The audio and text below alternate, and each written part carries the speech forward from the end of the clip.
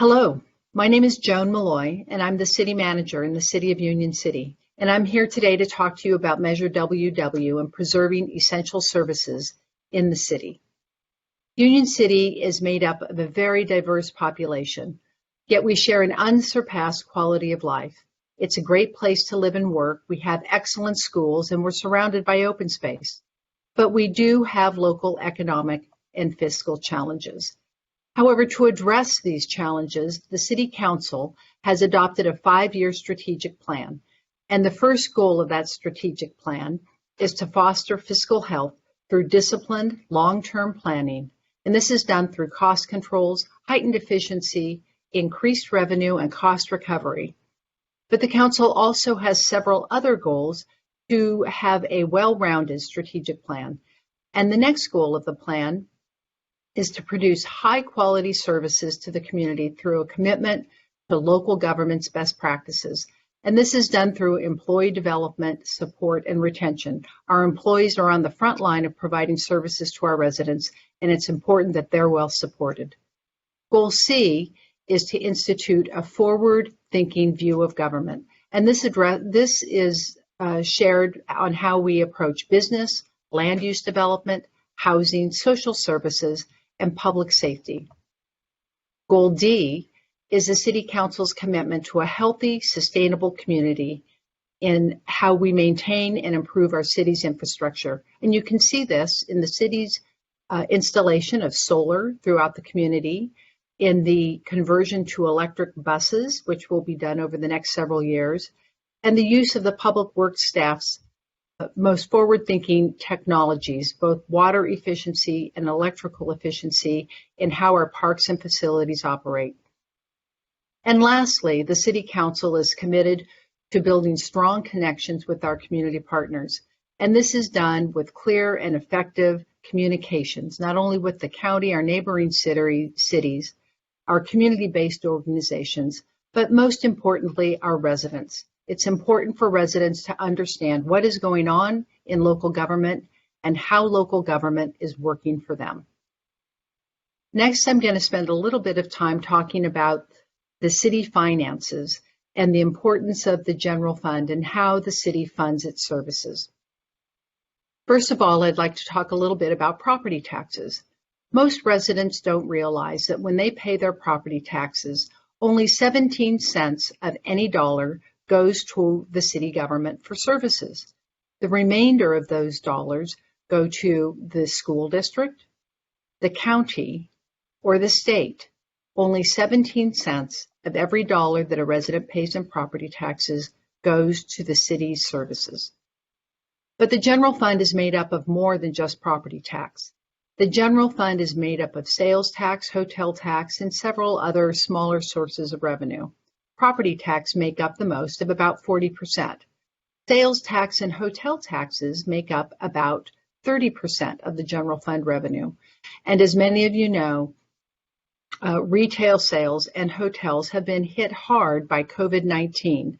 If you recall, at the beginning of our shelter-in-place order, retail stores were shut down and hotels were also closed. This has had a very negative impact on the city's sources of revenues.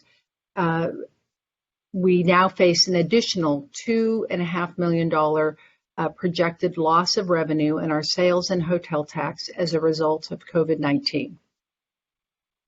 So when you compare Union City with other cities in southern Alameda County or within the South Bay area, you can see that Union City, on a per capita basis, has the lowest general fund revenue.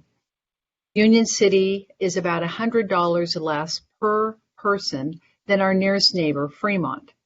And this is is essentially based in the fact that other cities either have more property tax or more sales tax. And by property tax, it means they have more developed land, or their properties have a higher assessed value, or their sales tax are higher because they have more commercial properties, essentially paying into those sales tax, or they may have other taxes such as a user utility tax or a real estate transfer tax that also help support their general fund. You can see on this graph that we have, there's two lines, one is red and one is green. The green line reflects the council's long-term commitment and forecasting on general fund revenues. And with the loss of our public safety parcel tax, over time you see the green line dipping down below the zero fund balance. The red line, however, shows the impact of what has happened as a result of COVID-19. Because of the closure of stores and the closure of hotels, we are seeing about another $2 to $2.5 million shortfall in our general fund revenue. So this long-term structural deficit plus the impacts of COVID-19 are having a serious impact on Union City's funds.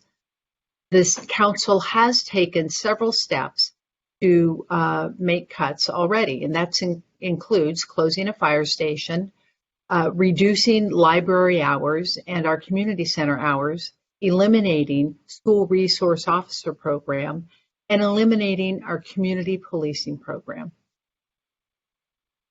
As I've mentioned, our public safety parcel tax will be expiring in June of 2021, and the half-cent sales tax will expire in April of 2025. The expiration of these sources of revenue will have a serious impact to Union City's general fund. And if nothing is done to replace these sources of revenue, the council will be required to permanently cut $11 million over the next 4 years. To address this budget shortfall, the council has placed on the ballot for November 3rd, Measure WW. This is a temporary utility user tax, and I want to say that the council unanimously supported the implementation of this tax on the ballot. Measure WW is a temporary 5% user utility tax. It would be in place for 8 years. It is levied on electricity, gas, video, telecommunication services only. It is not on water or sewer. It would provide about $6 million in additional revenue to preserve essential city services. And seniors and low-income residents may be eligible for an exemption.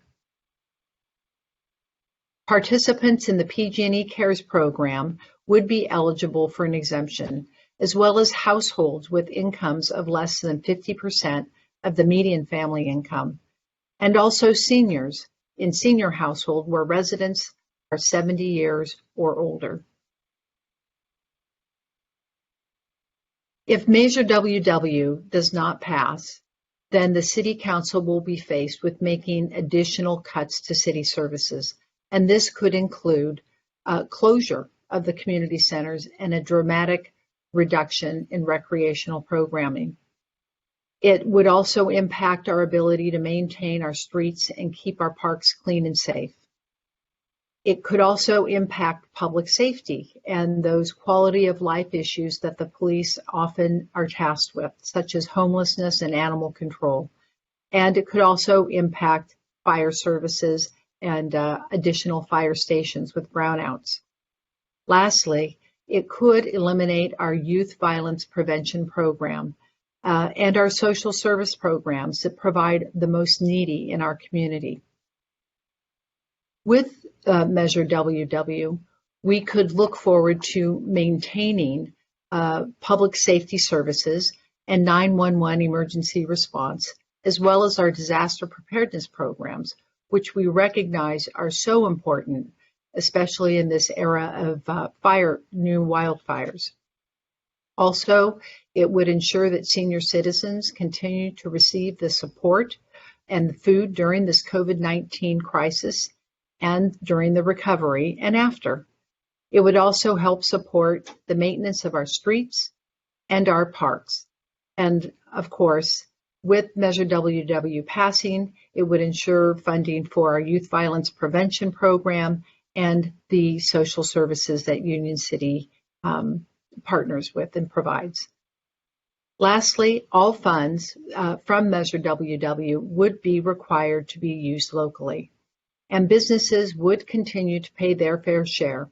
Measure WW as a user utility tax would be spread across the entire city for anybody that uses utilities. It would not be borne just by residents alone.